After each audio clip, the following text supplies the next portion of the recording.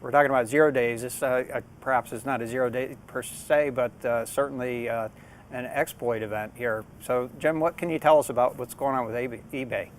This one just hit the press, in the last 24 hours, and so there's still a fair amount that we don't know about exactly what happened. But eBay posted a notice on one of their blogs today saying that starting today they were going to ask all their users to change their passwords.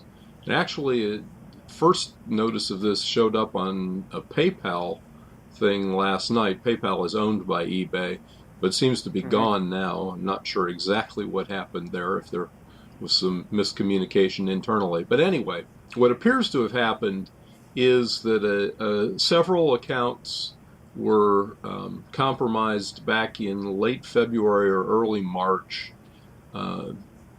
Some reports that I've read suggest that it was spear phishing attacks. A few of these eBay employees' accounts were compromised, and at some point in late February or early March, the bad guys exploited the credentials that they had stolen and used them to access a database that contained some information about eBay customers. It included their names, their encrypted passwords, addresses, phone numbers, and birth dates. But eBay says that they became aware of the credentials being exploited about 2 weeks ago and did some forensic investigation, and that's how they discovered the database had been compromised. So they're urging everybody to change your passwords on eBay. They claim that none of the PayPal info was touched. That's it's a subsidiary, but the databases are separate there. But I know some folks who are suggesting changing their PayPal passwords too. Obviously, if you use the same password both places, that's not a good thing, and so you should change that. There was some information here that could potentially be used for identity theft, but there was no social security numbers, but date of birth and address and phone number associated with the names is kind of sensitive information. So be on the lookout if you're an eBay customer. Keep track of folks potentially trying to use this information for identity theft. There's no indication at present that it has been used for that, but given the nature of some of the information that was in this database, is something to be on the lookout for. I'm sure we'll learn more in the days and weeks to come. As I said, this just hit the press in the last 24 hours, so there's not a whole lot of information out there yet. But since it was hitting the press, I thought it was something we should at least mention to our viewers. Now, was there any information that indicated how many customers may have been affected by this?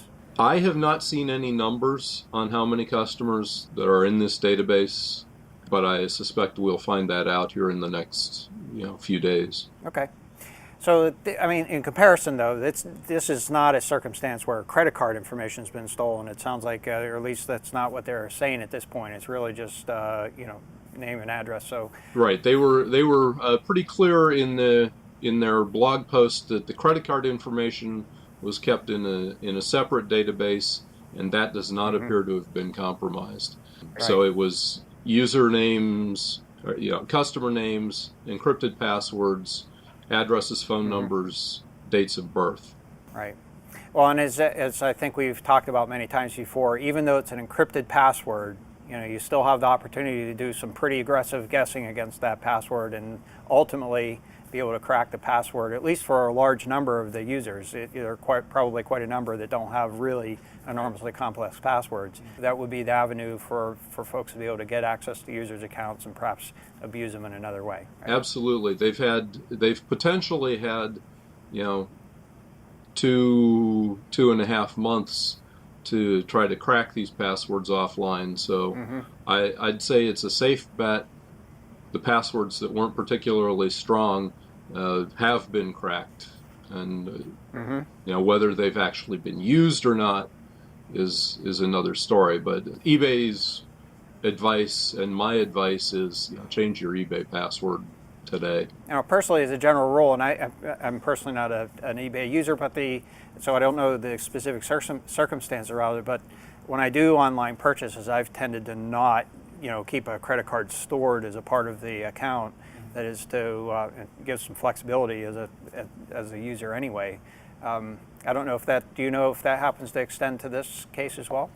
I honestly haven't. I used eBay once years ago, and I'm not an eBay user myself, so I honestly don't remember.